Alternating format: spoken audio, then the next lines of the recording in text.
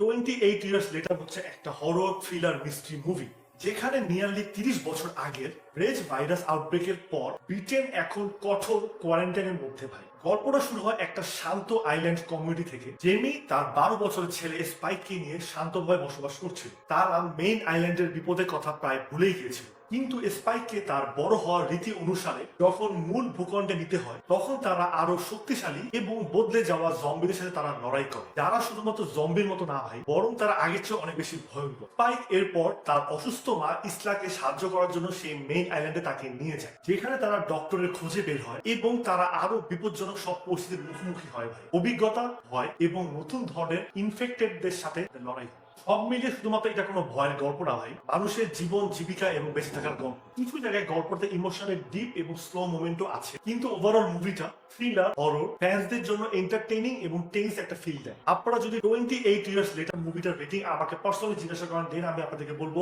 3.5 out of 5।